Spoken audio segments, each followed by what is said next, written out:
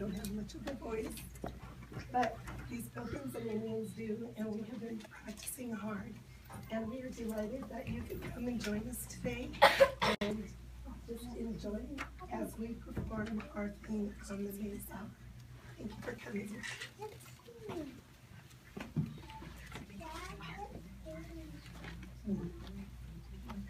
Thank you so much for coming to see our play today.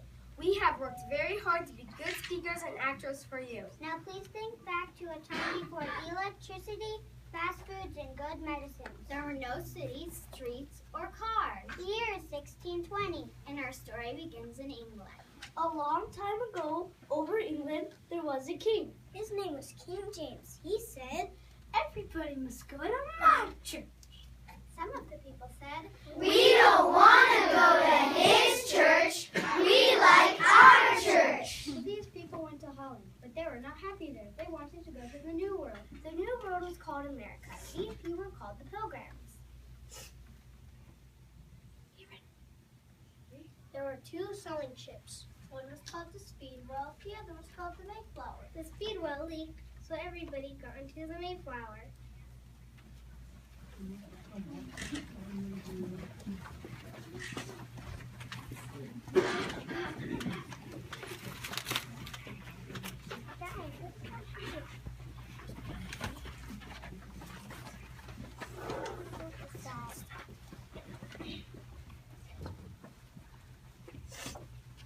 That was in Plymouth, England. It was September 21st, 1620. There were 102 passengers on the ship.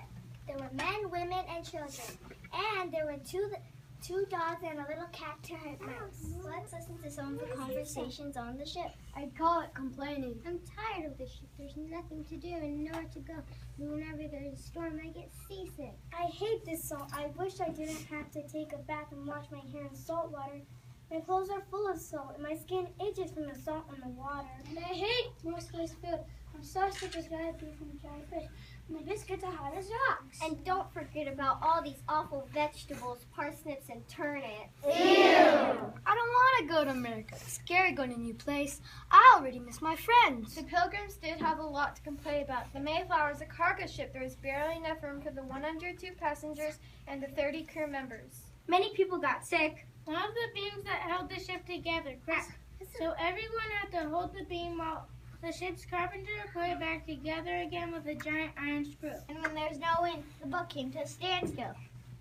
Yesterday, a baby boy was born. His name was Ocean because he was born on the ocean. He's lucky he's going to grow up in America and not have to worry about getting arrested or going to prison. My father says that in America we can make our own laws. And we can worship God in our own way. Amen. All the hard times will be worth it because we will be free. Do you think the native children will be friendly?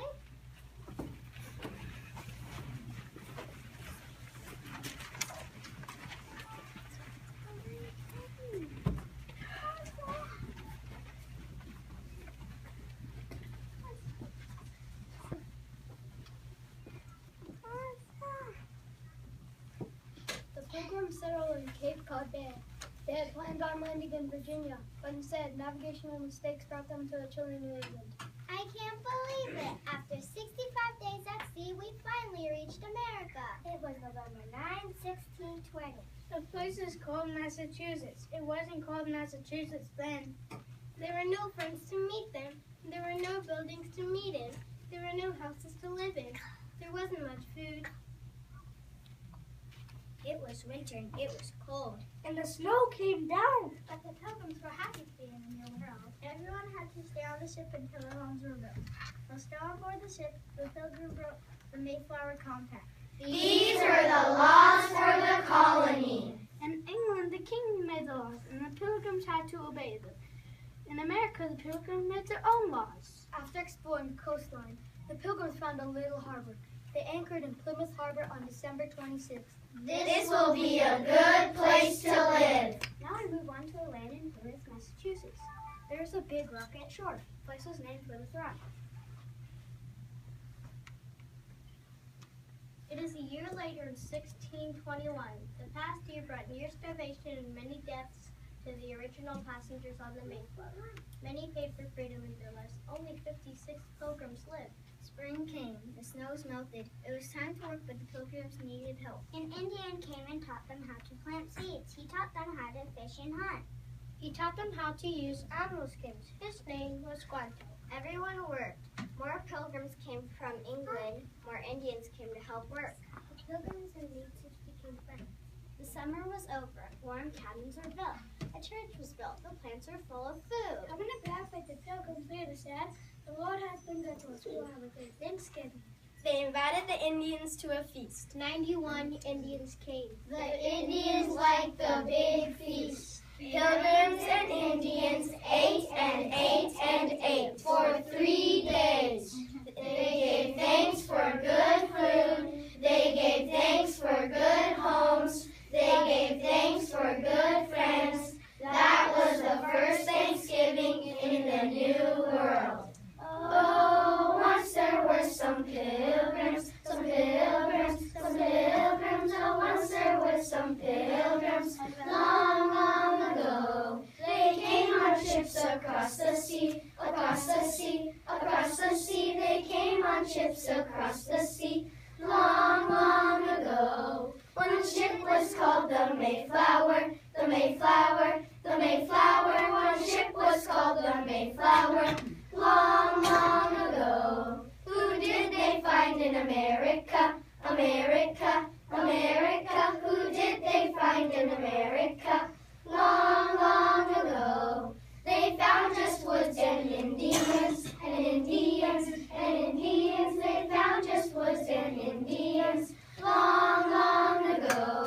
They chopped down trees to build cabins, to build cabins, to build cabins. They chopped down trees to build cabins, long, long ago. The Indians helped them plant big gardens, plant big gardens, plant big gardens. The Indians helped them plant big gardens, long, long ago. They had a big celebration, celebration, celebration. They had a big celebration, long, long ago. They invited their friends, the Indians, the Indians, the Indians. They invited their friends, the Indians, long, long ago. They called this feast a festival, a festival, a festival. They called this feast a festival, long, long ago. Now we call it Thanksgiving, Thanksgiving, Thanksgiving. Now we call it Thanksgiving.